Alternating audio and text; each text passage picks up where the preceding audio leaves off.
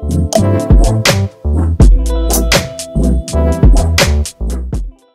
कॉमर्शियंस, welcome back to the channel. आ चुका हूं एक और नई वीडियो के साथ। आज हम बात करते हैं chapter number 9 unemployment and employment in Indian economy. बच्चा, इंडियन इकोनॉमी की जो सीरीज चल रही है, इसमें अभी मैंने वीडियोस को थोड़ा सा स्टॉप कर दिया था बिकॉज मुझे लगा कि अभी आप लोगों के दूसरे सब्जेक्ट के एग्जाम हैं, तो इस बेसिस पर अभी आपको उन पे ज़्यादा फोकस करना चाहिए। इसीलिए मैं आपके लिए strategy videos day by day लेके आ रहा हूं कि हर सब्जेक्ट वाइज कैसे आप स्ट्रेटजी को अपनी प्रिपेयर कर सकते हैं। और अब आपको पीएड के एग्जाम की टेंशन हो रही होगी क्योंकि अगला एग्जाम आपका फिजिकल एजुकेशन का ही है, तो उसके लिए भी 10 डे स्ट्रेटजी मैं आपको देने वाला हूं, तो बहुत ध्यान से उसके लिए भी जुटे रहिएगा, लगे रहिएगा, क्योंकि पीएड एक स्कोरिंग सब्जेक्ट है। तो चलिए आज की इस वीडियो में हम शुरू करते हैं अपने इस चैप्टर को। बच्चा, आज इस चैप्टर में हम सबसे पहले बात करते हैं सम बेसिक कॉन्सेप्ट, फिर size of workforce in India, rate of participation in India, self employment and hired worker, occupational structure, distribution of work and jobless growth, फिर casual information of worker, rural and urban unemployment.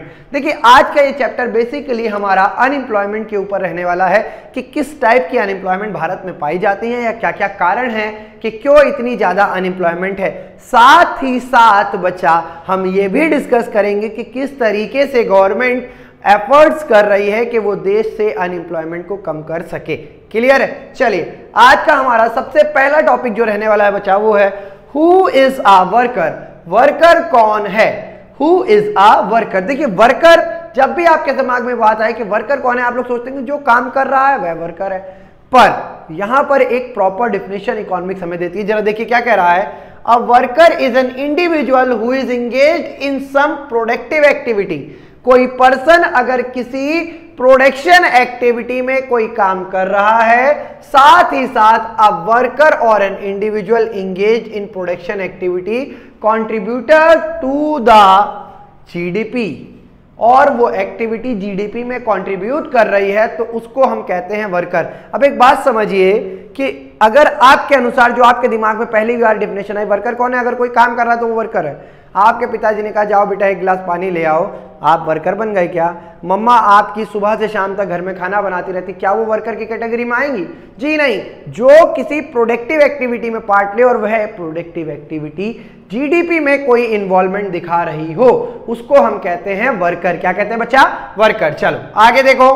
अब जब हम type of workers की बात करते हैं तो दो टाइप है, एक होता है सेल्फ एम्प्लॉयड, एक होता है हायर्ड वर्कर। सेल्फ एम्प्लॉयड मतलब जब कोई किसी और के लिए ना काम करके खुद ही के किसी कार्य में इंगेज रहे, खुद के लिए वो प्रोडक्टिव एक्टिविटी करे, जैसे एंटरप्रेन्योर्स हुए, ये सब सेल्फ हायर्ड है। हम जैसे, अगर आप मेरी बात करें, मैं अपना एक खुद का इंस्टीट्यूट चला रहा हूं, उसके लिए मैं खुद के लिए अपने इंस्टीट्यूट में पढ़ाता हूं, तो मैं एक सेल्फ हायर्ड पर्सन हूं, ना कि मैं किसी और के द्वारा हायर्ड किया गया हूं। पर जब लोग किसी और के द्वारा हायर्ड करके काम करें, जैसे बहुत सारे लोग हैं, आपको पता है किसी कंपनी में इंटरव्यू दिया, उस कंपनी ने उन्हें हायर कर लिया, आप टाटा में काम कर रहे हैं, आप रिलायंस में काम कर रहे हैं, आप एयरटेल में काम कर रहे हैं, कहीं भी किसी भी कंपनी में अगर आप काम कर रहे हैं, पर वो काम किसी और कंपनी के लिए हो रहा है, आपके लिए नहीं हो रहा, आप अपने लिए नहीं कर रहे, उसको कहा जाता है हायर्ड वर्कर। जैसे आपने सोचा होगा ना, मुझे 9 से 5 की नौकरी नहीं, मुझे 24 घंटे का काम चाहिए, मुझे अपने लिए काम करना है। अमागी, बड़ा सोचो, टीवी सोचो, ऐड देखा, उसमें वह सेल्फ एम्प्लॉयड की बात कर रहा है in comparison to hired worker. आगे देखिए बच्चा,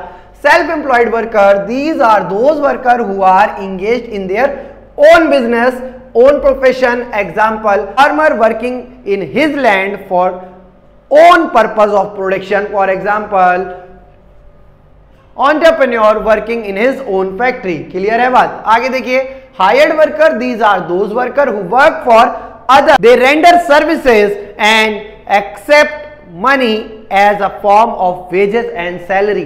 अगर आप किसी को अपनी सर्विस दे रहे हैं और उससे बदले में वेजेस या सैलरी के रूप में कुछ ले रहे हैं, तो आप हैं हायर्ड वर्कर। क्या है बच्चा? Hired worker.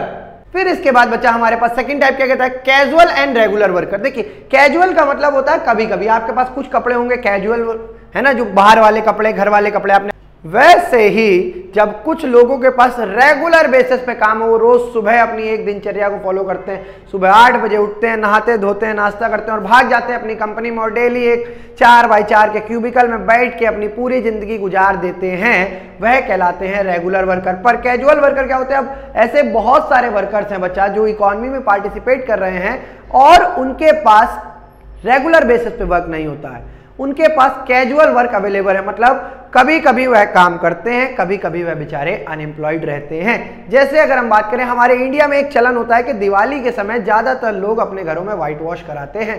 तो ऐसे बहुत सारे वर्कर हैं जो दिवाली पर सिर्फ व्हाइट वॉश का काम करते हैं, उसके अलावा फिर उन्हें व्हाइट वॉश का काम पूरे साल भर नहीं मिलता है। तो वह ज्यादातर या तो किसी और काम में एंगेज हो जाते हैं या वो अनएम्प्लॉयड रहते हैं। इनको कहा जाता है कैजुअल वर्कर। आज वर्क है, कल वर्क नहीं है। पर रेगुलर वर्कर के पास रेगुलर बेसिस पर महीने के 300 दिन, साल के 365 दिन वर्क रहता है। कोई समस्या अगर हो तो कमेंट में बता दो, और अभी तक पढ़ने में मजा आ रही हो तो एक बार चैनल को सब्सक्राइब भी कर देना। बहुत सारे बच्चे हैं जो देख रहे हैं, पढ़ रहे हैं, पर सब्सक्राइब नहीं कर रहे। बहुत गलत बात है, हम सब देख रहे हैं। Casual worker are those daily wagers, they are not hired और by employers on regular basis, they are not given social security benefit like PF and gratuity and pension, but hired worker are on permanent worker, they work for a permanent payroll and they hired by a company on regular basis। कोई समस्या? It is found that casual worker are unskilled worker like a worker working in the construction site, a regular worker on the other hand is usually a skilled worker। अब देखिए, जो white wash करने वाला है उसने MBBS तो कराना ही होगा व्हाइट वॉश करने में, या MBA की डिग्री ले रखी होगी हमने, भैया MBA कर रखा है व्हाइट वॉश करने में, ऐसा नहीं। ज्यादातर ऐसे वर्कर अनस्किल्ड वर्कर की कैटेगरी में आते हैं और उनके पास रेगुलर बेसिस पे काम नहीं होता है, इसीलिए बहुत सारे वर्कर अनएम्प्लॉयड रहते हैं। पर रेगुलर वर्कर के पास कोई ना कोई डिग्री होगी। अब जैसे आप किसी कंपनी में मैनेजर बनेंगे तो आपके पास मिनिमम आपने BBA MBA कुछ कर रखा होना चाहिए, कुछ मैनेजेरियल स्किल्स आपके पास होने चाहिए, कुछ एक्स्ट्रा सर्टिफिकेट आपके पास होने चाहिए कि आपने मार्केटिंग में ये ट्रेनिंग ली है। ऐसे बहुत सारे होते हैं ना। तो जब भी कोई स्किल्ड होता है तो उसके पास एक प्रॉपर नॉलेज होती है। आगे फिर यहाँ पर एक चार्ट के थ्रू बता रहा है type of worker, hired, self employed, casual और रेगुलर वर्कर। आगे देखते क्या कह रहा है, labour supply, labour force and work force economy में। सबसे पहले अगर हम बात करें लेबर सप्लाई, मतलब क्या सप्लाई है मार्केट में लेबर्स की। अब ये आप थोड़ा सा कॉन्सेप्चुअल तरीके से समझने की कोशिश कीजिएगा। देखिए, रटते बार बार हैं पर फिर भी भूल जाते हो, तो आज एक कॉन्सेप्ट के वे में समझाता हूं, एक बार सुनो जरा पहले। Labour supply refers to the amount of labour that the worker are willing to offer corresponding to the particular wage rate. You may be able to work 10 hours a day but willing to work only for 6 hours a day at particular wage rate. इसको कहा जाता है labour supply. देखिए, एक दी गई दर यानी कि एक वेज रेट पर कितने घंटे कोई लेबर अपने आप को काम करने के लिए अवेलेबल फील कराता है या वह काम करने के लिए चाहता है कि वह इस रेट में इतने घंटे काम कर सकता है, इसको कहा जाता है लेबर फोर्स। क्या कहा जाता है बच्चा?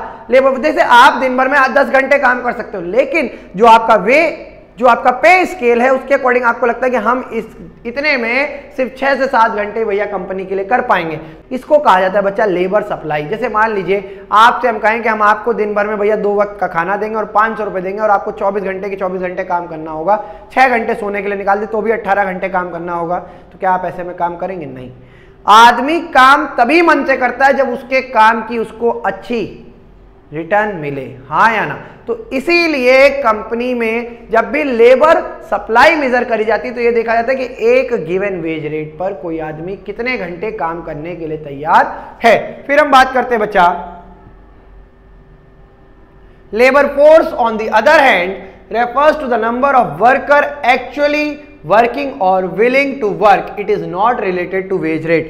जब भी हम लेबर फोर्स की बात करेंगे बच्चा तो इसमें वेज रेट का कोई भी खेल नहीं रहने वाला है। याद रखिए, कितने वर्कर एक्चुअली में काम कर रहे हैं या काम करना चाहते हैं, they are will to work हैं, पर यहां पर वेज रेट का कोई इन्वॉल्वमेंट नहीं है, इसको हम कहते हैं लेबर फोर्स। जरा एक डिफरेंस समझिए, it refers to the supply of labour corresponding to different wage rate, it refers to the actual number of working people without any wage rate involvement. Clear है? आगे देखो, फिर थर्ड पॉइंट आता है हमारे पास, workforce refers to the number of person actually working and does not account for those who are willing to work.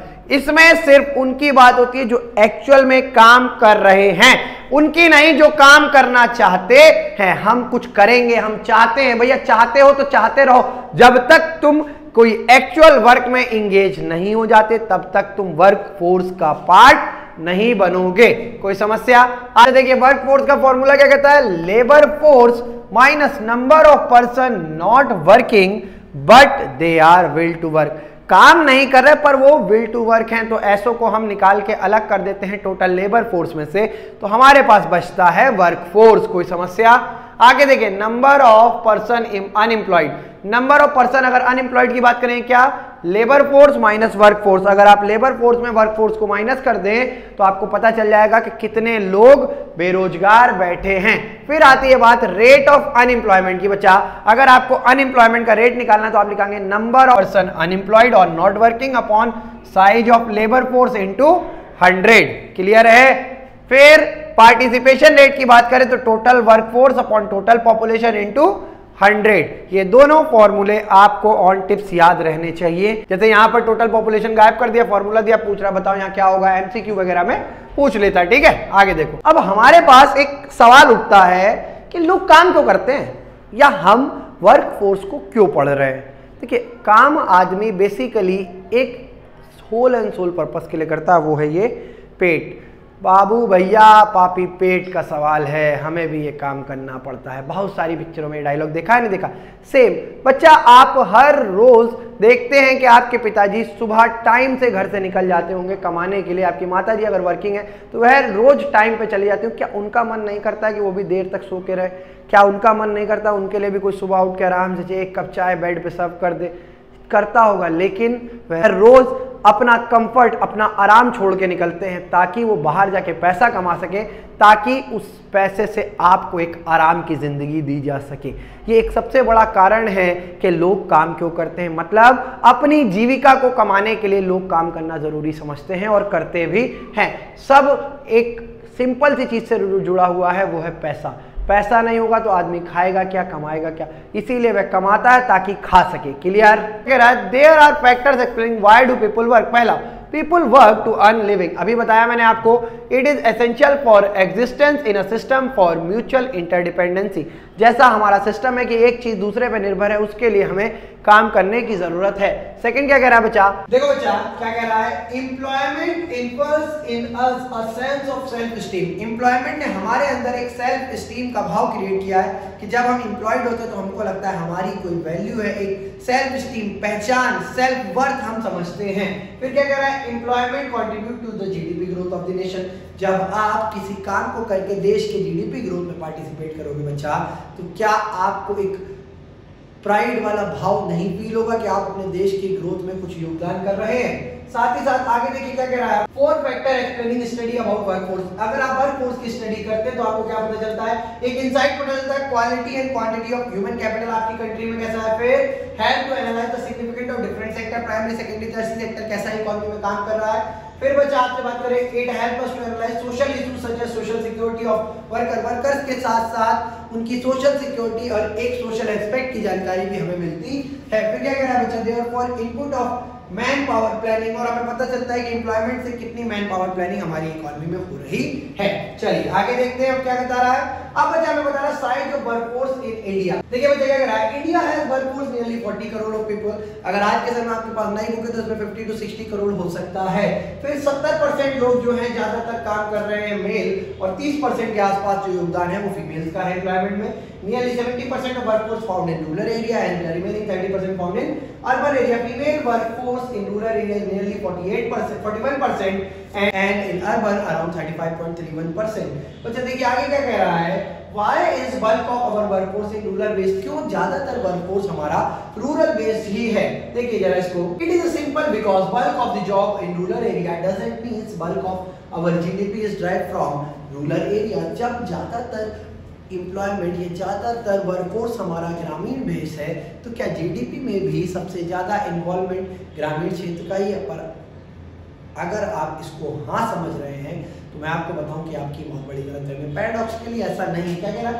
Paradoxically not. It implies that the more people engage in farming and allied activity will but contribution of less to the GDP. ज्यादातर लोग farming और उनसे related activity में participate तो करें पर उनका GDP में योगदान बहुत कम है बच्चा, क्योंकि जीडीपी ग्रॉस डोमेस्टिक प्रोडक्ट हम हमेशा लेते हैं फिनिश गुड का, कभी भी रॉ मटेरियल या सेमी फिनिश गुड को हम जीडीपी में इंक्लूड ही नहीं करते। जीडीपी काउंट किया जाता है टोटल फाइनल आउटपुट या फाइनल प्रोडक्शन से। आगे देखिए, Why is the percentage of female worker is low and lower still in urban area? Female participation कम है और साथ ही साथ शहरों में भी कम है।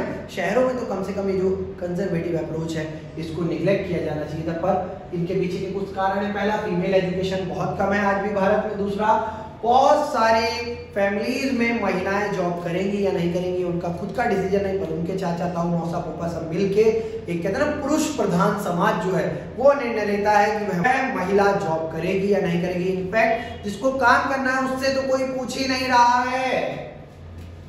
फिर higher employment among women in rural areas owing to wide spread poverty, और ग्रामीण क्षेत्रों में जो महिलाएं इतना ज्यादा काम करें उसके पीछे का सबसे बड़ा कारण है पॉवर्टी। इतनी ज्यादा फैली हुई पॉवर्टी है कि वह बेचारी मजबूर हैं 2 वक्त के चूल्हे चौके के लिए, क्योंकि उनका पति या उनका भाई उनके बाप जो कमा के ला रहा है वो पूरा नहीं है उनके परिवार को चलाने के लिए। इसलिए महिलाओं को भी बहुत अनप्रोडक्टिव जॉब में बहुत लेस वेजेस पर काम करना पड़ रहा है। आगे क्या कह रहा है, rate of participation in India. Bharat में जब डिफरेंट रेट की बात करें तो बच्चे आपको डेटा दिया है, एक बार आप इसे पढ़ोगे तो आपको इजीली समझ आ जाएगा। कुछ डेटा समझिए, अगर हाई डिपेंडेंसी रेशियो, हमारी निर्भरता का रेशियो बहुत ज्यादा हाई है। क्यों? क्योंकि हमारे यहाँ पर ज्यादातर लोग अनएम्प्लॉयड है या ऐसी एक्टिविटी में काम कर रहे हैं जो इतनी ज्यादा प्रोडक्टिव एक्टिविटी नहीं है। फिर high rate of participation but low level of production या प्रोडक्टिविटी। हाँ, ग्रामीण क्षेत्रों में पार्टिसिपेशन हाई है लेकिन जिस एक्टिविटी को वो परफॉर्म कर रहे हैं वो उतनी ज्यादा प्रोडक्टिव नहीं है जो जीडीपी में ज्यादा ग्रोथ में हेल्प कर सके। आगे देखिए, high rate of participation for women in rural area.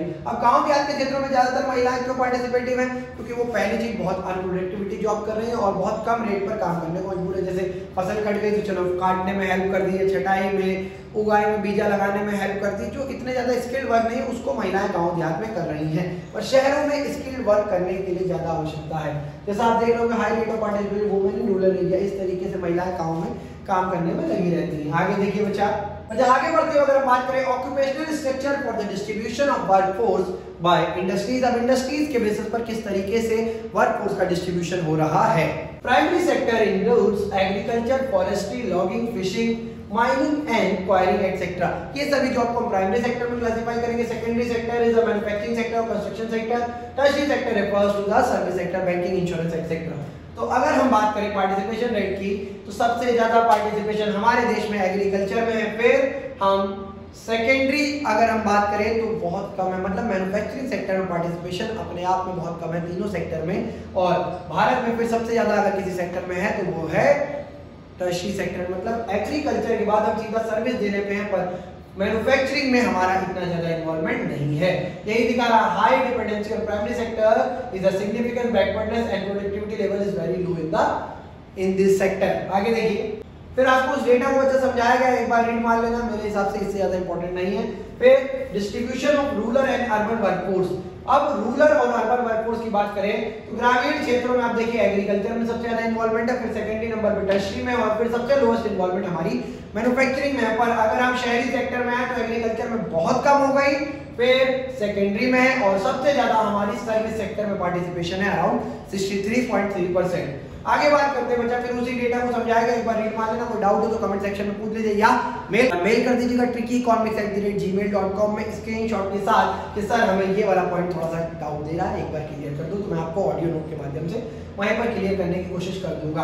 आगे देखिए, distribution of male female workforce across different sector. बच्चा अगर पढ़ने में मजा आ रहा है, चैप्टर समझ आ रहा है तो सब्सक्राइब करो, लाइक करो, और जितना ज्यादा हो सकता है फ्रेंड सर्कल में चैनल को प्रमोट जरूर करना। अपने दोस्तों को बताओ, पढ़ लो, मुंडी लेके आओ, देखो ये देख पढ़, जबरदस्ती पढ़ाओ, क्या फेल होगा तो फिर तुम उनके घर वाले तुमको ब्लेम करें, तब खुद पास हो गया, हमारे लौटे फेल करा दिया, इससे क्या फायदा? बैठा के पढ़ाओ सूत्रे को, जो साल भर मस्ती साथ किए हो तो साल में पढ़ाई भी तो साथ में कर लो। आगे देखो, distribution of male and female workforce across different sector. अब हम मेल और फीमेल सेक्टर की बात करें तो बच्चा मेल वर्कफोर्स 10% है, अदर सेक्टर में 25% है, टर्शियरी में 19% है, सेकेंडरी में और 45% है प्राइमरी में। On the other hand female का पार्टिसिपेशन प्राइमरी में ही ज्यादा है, बाकी सब में बहुत कम है। आगे बढ़ते हैं, फिर वही डेटा है बच्चा, एक बार पढ़ लीजिएगा जरा इसको समझिए। क्या कह रहा है, female workforce in rural area are unwilling to migrate from outside job, they prefer to work in their places of resident even for a low wages. बच्चा ज्यादातर फीमेल अपने घर या अपना परिवार जहां पर वहीं पर कम रेट में काम करना प्रेफर करती है इंस्टेड ऑफ गेटिंग माइग्रेशन कहीं और दूसरी जगह जॉब करने की जगह पर पुरुष ऐसा करते हैं। Only a modest change in occupation, occupation में देखें तो ज्यादा चेंजेस नहीं थे, बहुत कम थे। पहले एग्रीकल्चर 72% था, अब 43% है। पहले सेकेंडरी सेक्टर 10% था, अब 24 है। पहले 17% था टर्शरी, अब 31 है।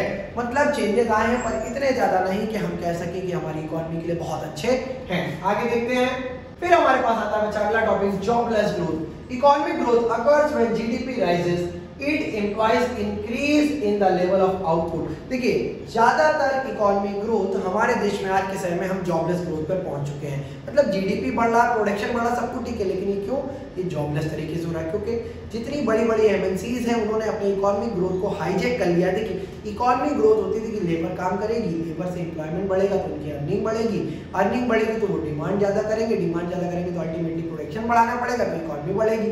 पर आज के समय में क्या हुआ, प्रोडक्शन बढ़ाने के लिए नई नई टेक्नोलॉजी और मशीनों का सहारा लिया जा रहा है। पहले 50 लोग काम करते थे, अब उन्होंने क्या किया, सिर्फ 10 लोगों को काम पे लगा रखा, बाकी 40 को काटा टाटा बाय बाय। अब हमारे पास एक बहुत बड़ी मशीन है जो 39 लोगों से ज्यादा का काम कुछ ही घंटे में बहुत इफेक्टिव एंड एफिशिएंट तरीके से कर रही है। और साथ ही साथ कॉस्ट ऑफ प्रोडक्शन भी कम हो रहा है ताकि वेस्टेज कम हो रही है, इसलिए हम ज्यादातर निर्भर हो गए मशीनरी पर। देखिए क्या कह रहा है, इंक्रीज through employment या increase through technology, but in our India it experience GDP more through technology than employment। जो GDP ग्रोथ है वो टेक्नोलॉजी से ज्यादा है और एम्प्लॉयमेंट से बहुत कम है। आगे बढ़ते बच्चा, Why we are relying on technology? हम टेक्नोलॉजी पे क्यों नहीं रहे हैं? अभी मैंने आपको बताया सबसे बड़ा खेल है बाबू भैया एमएनसीज का। पूंजीवाद, कैपिटलाइजेशन इतना ज्यादा बढ़ चुका है कि कंपनियां सिर्फ प्रॉफिट मोटिव के लिए सोच रही हैं। अभी इतने सारे लोगों को ले ऑफ किया गया है, समझ रहे हैं कि ये अनएम्प्लॉयमेंट में कितनी बड़ी, कितने ज्यादा लोगों को धकेल दिया जा रहा है। गूगल जैसी बड़ी बड़ी कंपनियां लोगों को ले ऑफ कर रही है, वहीं टाटा कह रहे हैं कि जो ले ऑफ हुए परेशान मत हो, हम ले ऑफ नहीं करेंगे बल्कि हो सके तो इनको भी काम देंगे। कुछ ऐसे प्रोग्राम बनाने वाले हैं कि जो ले ऑफ हुए लोग हैं उनको जॉब मिल सके। ये एक बहुत बड़ा कारण है टेक्नोलॉजी। अब जितने बड़े बड़े सॉफ्टवेयर वगैरह कंपनी है ज्यादातर लोग क्यों हटा रही है, मैं आपको बताऊं एक सिंपल सी जो मेरा माइंडसेट है, अब चीजें एआई बेस पे बहुत ज्यादा होने लगी। अब एआई बेस पे जब काम करेगा तो हमें ह्यूमंस की नीड कम होगी, हमें कुछ ह्यूमंस की नीड होगी जो बहुत टॉप हो उस फील्ड में, बाकी जो एवरेज है उनकी आवश्यकता ही नहीं होगी क्योंकि ज्यादातर काम हम आर्टिफिशियल इंटेलिजेंस के थ्रू कर रहे हैं, इसीलिए कंपनीज ये इन लोगों को हटा रही हैं। आगे देखिए, Our growth process is being increasingly hijacked by MNC, जो मैंने आपको बताया बच्चा वही समझा रहा। चलिए बिना टाइम वेस्ट किए आगे बढ़ते हैं। Casualisation and informalisation. अगर कैजुअलाइजेशन को समझना तो एक बहुत साधारण भाषा में समझो, जब कैजुअली हायर्ड वर्कर की संख्या इकोनॉमी में बढ़ने लगे उस प्रोसेस को कहा जाता है कैजुअलाइजेशन। मतलब कैजुअल हायर्ड वर्कर, अभी मैंने शुरुआत में बताया जो लोग रेगुलर नहीं कभी कभी या डेली बेसिस पे काम करते हैं उनको कैजुअल वर्कर कहा जाता है। जब उनकी संख्या इकोनॉमी में बढ़ने लगे तो इस प्रोसेस को कहते हैं casualisation. And interesting feature of our workforce is that increase in the large percentage of casual worker. हमारी एम्प्लॉयमेंट में ज्यादातर परसेंटेज कैजुअल वर्कर है, मतलब उनके पास रेगुलर बेसिस पे काम नहीं है, कभी काम होता है कभी काम नहीं होता है। ऑन दी अदर हैंड अगर हम बात करें इनफॉर्मलाइजेशन की, बच्चा बात करते हैं इनफॉर्मलाइजेशन। एम्प्लॉयमेंट में broadly be classified as formal sector और इनफॉर्मल सेक्टर। मतलब जितने लोग टाई वाई सूट बूट पहन के बढ़िया फॉर्मल सेक्टर में जा रहे हैं, मतलब गवर्नमेंट कंपनी, प्राइवेट कंपनी या पब्लिक कंपनी, जो 10 से ज्यादा, प्राइवेट कंपनी की बात करें तो 10 से ज्यादा लोगों को अपने अंडर में काम पे दिए, वह सभी हमारे फॉर्मल सेक्टर में आएंगे। पर अनऑर्गेनाइज्ड या इनफॉर्मल सेक्टर की हम बात करेंगे वह प्राइवेट कंपनी जिसमें 10 से कम लोग काम कर रहे हैं, उनको कहा जाता है इनफॉर्मल सेक्टर। अब देखिए क्या कह रहा है, formal sector refers to the organized sector of the economy. It include all government, public and private enterprise establishing more than 10 worker in their company. On the other hand, informal sector refers to the unorganized sector of economy. It includes such private enterprise जहां पर less than 10% काम कर रहे हैं। Clear है ये बात, दिमाग में याद रखिएगा। अगर 10 से ज्यादा है तो वह सभी फॉर्मल में होगा और 10 से कम है तो वह सभी इनफॉर्मल में आ जाएंगे। आगे देखो, जब फॉर्मल और इनफॉर्मल सेक्टर के बीच में आपको एक कंबाइंड डिफरेंस दिया गया है जो एक बार याद कर लीजिएगा, आपको इजीली समझ आ जाएगा। ना आए तो हमको मेल कीजिएगा, मुझे लगता नहीं कि इसमें कुछ समझने वाली चीज ना हो। क्या कह रहा है, work is organised sector of economy, work in unorganised sector. Are entitled to the social security benefit, PF वगैरह, इनको कुछ नहीं मिलता बेचारों को। Can form trade union, cannot form trade union, formal है तो ट्रेड यूनियन बन सकती है, इनफॉर्मल में ट्रेड यूनियन नहीं बनेगी। तीन डिफरेंस अपने दिमाग में चलाते रहिए, आपको इजीली समझ आ जाएगा। आगे देखो बच्चा, अब हम बात करते हैं रूरल अनएम्प्लॉयमेंट की, तो सबसे पहला टर्म आता है डिस्गाइज्ड अनएम्प्लॉयमेंट। आपको क्वेश्चन भी मिल सकता है व्हाट इज डिस्गाइज्ड अनएम्प्लॉयमेंट, मतलब जब लोग की जरूरत सिर्फ 4 है पर काम करने 15-20 लग जाए तो वह एक क्रियोस क्रिएट करेंगे, उसको कहा जाता है डिस्गाइज्ड अनएम्प्लॉयमेंट। मतलब when the actual number of worker is required lesser than the actual number of working in that particular project। ये क्या कह रहा है? For example, disguised unemployment occurs when number of worker engaged in job is much more than the actually required to accomplish the job. For example, it just 2 person are required to cultivate a farm measuring 1 hectare, but actually 5 person engaged। 2 लोगों की जरूरत है 1 hectare land को cultivate करने पर 5 लग रहा है। ज्यादातर क्यों होता है? हमारे बउआ हमारे बच्चे बाहर जाकर नहीं करेंगे, हमारी अपनी जमीन पड़ी, सब खुद एक ही में लगे पड़े। सोचो जो 5 लोग काम कर रहे हैं, अगर वहां 2 की जरूरत है 2 करते और 3 कहीं और जाके काम करते तो एक सोर्स ऑफ अर्निंग भी बढ़ाते और फैमिली में एक मनी का इन्वॉल्वमेंट ज्यादा होता। पर अब वो 3 भी जो जरूरत नहीं है वहीं पर काम कर रहे हैं तो वो कोई ज्यादा रोल पार्टिसिपेटिव नहीं है, जिससे डिस्गाइज्ड अनएम्प्लॉयमेंट के फॉर्म में प्रॉब्लम ही क्रिएट हो रही है। On account of joint family system, joint family system में सबसे ज्यादा ऐसी अनएम्प्लॉयमेंट देखने को मिलती है। पर people holding size contribution with the expansion of the family, जैसे जैसे लोगों की संख्या बढ़ती है वैसे एक के हिस्से में आने वाली अपॉर्चुनिटी कम होती जाती है। आगे देखिए बच्चा फिर क्या कर रहा है?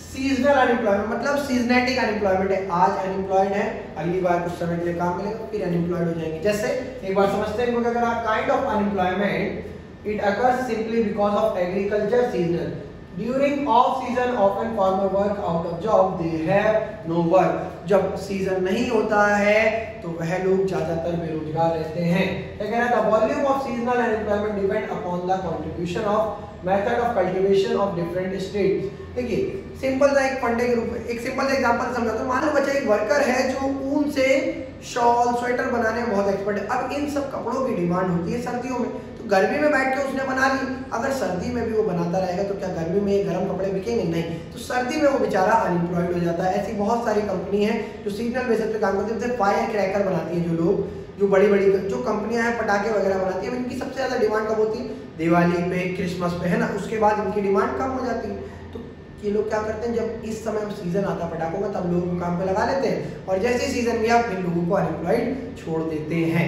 कोई समस्या बच्चे? आगे बढ़ते हैं बच्चा। इसके बाद हम बात करते हैं causes of unemployment in India. Unemployment का सबसे बड़ा कारण है एब्स्ट्रैक्ट पॉवर्टी या पॉपुलरिटी या पॉपुलेशन एक्सप्लोजन। देखिए सबसे पहले क्या करा? Slow economic growth. Economic growth बहुत स्लो है जिससे अनएम्प्लॉयमेंट बहुत ज्यादा छाई हुई है। फिर बच्चे क्या कह रहा है? Rapid growth of population. आ गई बात, बत्ती ऑन इंडिया ऑन। पॉपुलेशन दिन पे दिन बढ़ती जा रही है, हमने चाइना को पीछे छोड़ दिया। वाह कितनी बड़ी अचीवमेंट है, कहीं तो चाइना से आगे निकले हैं। देखो आगे फिर एग्रीकल्चर सेक्टर ऑक्यूपेशन, ज्यादातर जो वर्क फोर्स है वो एग्रीकल्चर से है और इतना ज्यादा एग्रीकल्चर से हम डेवलप नहीं हो पाएंगे। फिर agriculture no underdeveloped in India, agriculture is underdeveloped in India as offer seasonal unemployment, और ये सीजनल अनएम्प्लॉयमेंट देता है, जब मौसम आया फसल का तब काम है, उसके बाद काम नहीं है, तो ये भी एक बहुत बड़ा कारण है। फिर बचा लैक ऑफ इरिगेशन फैसिलिटी। ग्रामीण क्षेत्रों में हमें पता है कि हमारी सबसे ज्यादा पॉपुलेशन एग्रीकल्चर बेस है और वह ज्यादातर समस्या ये फेस करती है कि एग्रीकल्चर के लिए पानी की व्यवस्था सबसे बड़ी चीज है और हमारे देश में इरिगेशन फैसिलिटीज ही इतनी ज्यादा डेवलप नहीं है या इतनी ज्यादा अफोर्डेबल नहीं है, तो ये भी एक बहुत बड़ा कारण है कि लोग ज्यादातर बेरोजगार रहते हैं। फिर joint family system, joint family system से सबसे बड़ी समस्या क्या शुरू होती है? डिस्गाइज्ड अनएम्प्लॉयमेंट की। क्या कह रहा है बच्चा? Disguised unemployment is a joint family, there is high tendency to survive with a joint income without work. वो सब एक ही इनकम में काम चलाना चाहते हैं लेकिन काम अलग जाके कोई और नहीं करना चाहता। ज्वाइंट फैमिली में ये सबसे बड़ी समस्या होती है। अगर आप ज्वाइंट फैमिली से हैं तो बताइएगा कमेंट सेक्शन में कि हाँ हमारे यहाँ भी डिस्गाइज्ड अनएम्प्लॉयमेंट कभी कभी देखने को मिल जाता है। तो क्या कह रहा है बच्चा? DK of cotton and small industry, जो छोटी छोटी इंडस्ट्री थी, कॉटन का काम था, धीरे धीरे वो खत्म होता जा रहा था, ये भी एक बहुत बड़ा योगदान प्ले कर रहा था अनएम्प्लॉयमेंट में। फिर क्या कह रहा है बच्चा? अगला point, low saving and investment. अब ये एक इंपॉर्टेंट चीज है, इसको थोड़ा सा समय देके समझिए। लोगों की इनकम तो कम थी साथ ही साथ सेविंग भी बहुत कम थी। जब इनकम कम है तो लोग बेचारे अपने खर्चे नहीं पूरे कर पा रहे, तो सेव कहाँ से करते? तो ये एक बहुत बड़ी समस्या थी, लो सेविंग एंड इन्वेस्टमेंट। क्या कह रहे हैं? There is a scarcity of capital, even scarcity capital has not been optimal use of unemployment. Bulk of our capital has been invested in large scale industry where there is a high capital per unit of our labor. क्या कह रहा है बच्चा? ज्यादातर investment habit. अब देखो जब income ही नहीं हो रही तो सेव कहाँ से करोगे? जब सेव नहीं होगा तो इन्वेस्ट कहाँ से कर लोगे? खुद ही बताओ। तो ये एक बहुत बड़ी समस्या थी जिससे अनएम्प्लॉयमेंट हो रही थी, और जो पैसा इन्वेस्ट किया गया था वो सब लार्ज स्केल इंडस्ट्री में था। लार्ज स्केल इंडस्ट्री लिमिटेड लोगों को वर्क दे सकती है। अगर आपने ये नहीं सुना है तो जाइए चैप्टर इकोनॉमिक रिफॉर्म, मैंने उसमें पूरा डीपली आपको एक एक चीज समझाई हुई है। आगे आइए, लिमिटेड मोबिलिटी ऑफ लेबर। अच्छा, लेबर की मोबिलिटी बहुत कम है, मतलब मोबिलिटी एक जगह से दूसरी जगह लेबर कितनी इजीली एक्सेस कर सकता है, ये बहुत लो है अपने देश में। क्या कह रहा है?